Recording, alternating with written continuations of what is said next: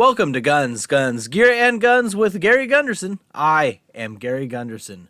President Biden announced the creation of the White House Office of Gun Violence Prevention, adding another piece to the seemingly limitless bureaucracy attempting to trample gun rights and staff as many gun control advocates as they can in this administration. It has 4 responsibilities. First, to expedite the implementation of the Bipartisan Safer Communities Act and the executive actions already announced. So, enforce the law and your overreaching executive action? Hardly reason to create a new office. Second, coordinate more support for survivors, families, and communities affected by gun violence, including mental health care, financial assistance, the same way FEMA responds to natural disasters. Treating a mass shooting the same as a natural disaster sounds nice on the surface, but FEMA acts when there is a state of emergency that is beyond the normal capabilities of local governance. As tragic as mass shootings are, treating them this way is somewhat nonsensical. Look, folks, shootings are the ultimate superstar, ripping through communities. No idea what he said here. I've listened a few times, and the closed captioning was no help, but I am certain it is very important. Third, identify new executive actions we can take within our legal authority to reduce gun violence.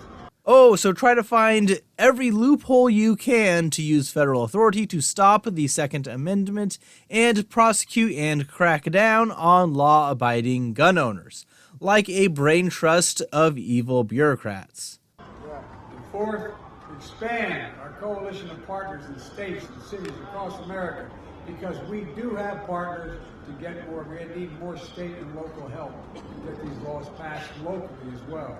So use federal authority and power to try and pressure local areas to act in line with the administration's desires, kind of like a mafia organization. Also, they named it something so that if you dismantle it later on, you look bad, because you must want gun violence, even though the primary goal is just gun control. There were a lot of stupid talking points in this announcement that I wanted to address. And what I ask is, please raise your hand if you have had an active shooter drill while you were in elementary or middle school. Every time, a sea of hands goes up. I have brought this up before, but since they repeat it, I will as well. Yes, someone can attack a school because it is vulnerable, and most are not well protected. A full gun confiscation would not remove that possibility. They act like training them to be able to protect themselves or act in a way to protect themselves is an attack on their innocence, but that's ridiculous.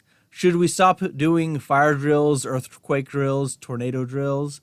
If you see that kids were trained to act in a way to protect themselves, you should think, good. In our country today, 1 in 5 people has lost a family member to gun violence. She has said this before, and there is a poll to back it up by the Kaiser Family Foundation. It did find that 19% of adults have lost a family member to a firearm, be it suicide or homicide. However, I have some doubts about the accuracy of this poll. The same poll found that 4% of Americans have shot a gun in self-defense, which means that's more than 13 million, which presumably saved their lives since they were there to take the poll, which is a massive positive to the argument about owning firearms. And also 4% have been injured by firearms. So I don't know if it's the people getting shot that were attacking those using self-defense, but it's also a poorly worded question because technically, if I get hammer bite, I have been injured by a firearm. So this poll, I think, at the very least, is poorly worded, which gives me doubts about the final results. And why are you grimacing like that? Did someone not change your diaper? 2023 so far, our country has experienced more than 500 mass shootings. Here they're playing with definitions. They likely got this from the Gun Violence Archive, which denotes a mass shooting as having 4 or more injured or killed. Based on this definition, that number is correct. However, this is a massive departure from the typical definition that is used by the FBI for mass killings, which is 3 or more killed, excluding the shooter, in a single incident, of which there have been 35 this year. If you wonder why there are suddenly hundreds of mass shootings every year when before there were not, that's why. They started using this new definition and just failed to mention that part. So kind of a big difference. Not to say people getting injured isn't bad, but there's a huge discrepancy between the two, and switching after many years of the previous definition gives a false sense that this is increasing at a much higher rate. And here's the thing. Solutions do exist. It's a false choice to suggest you either have to choose between supporting the Second Amendment or passing reasonable gun safety laws. That's a false choice. President Biden and I believe in the Second Amendment, but we also know common sense solutions are at hand. Except your choice is to violate the Second Amendment as your solution. For the right of all people to be safe from fear and to be able to live a life where they understand that they are supported in that desire and that right. There is no right to safety from fear.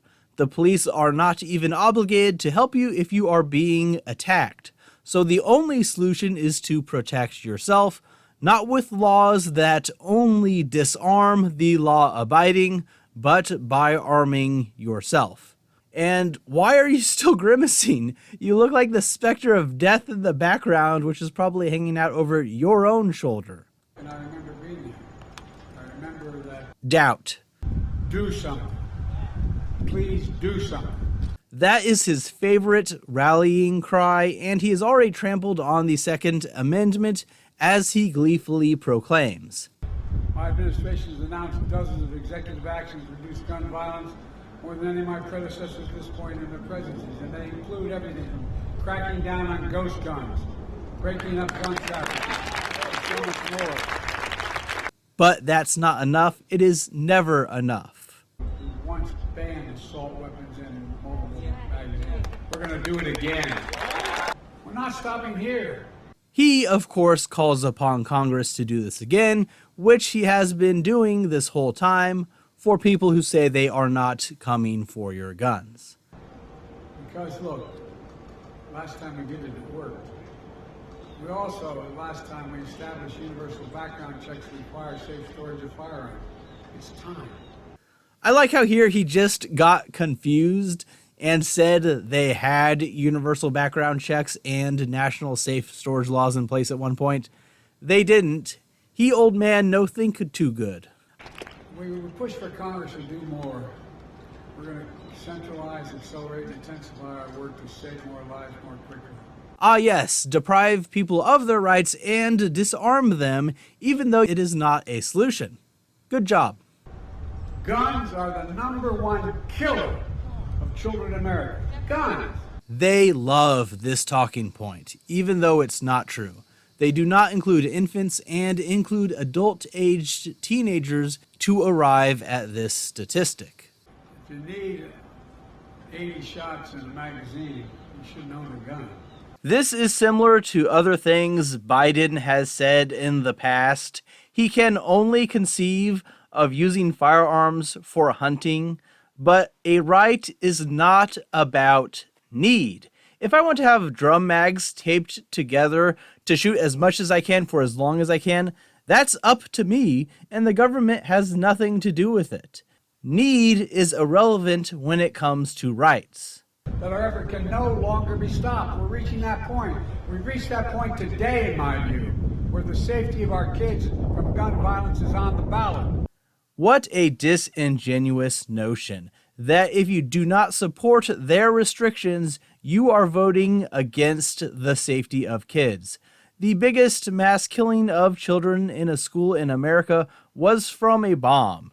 Firearms are irrelevant to those who wish to commit murder. He is truthful that they will not stop, not even if they ban so-called assault rifles or high-capacity magazines, because there will still be shootings, and so they will then need to clamp down even further and further if they are given the opportunity to do so, and this Office of Gun Violence will be one of the fingers tightening the government's grip on your rights. But what do you think? Do you think this is really just a showpiece to say they've done something?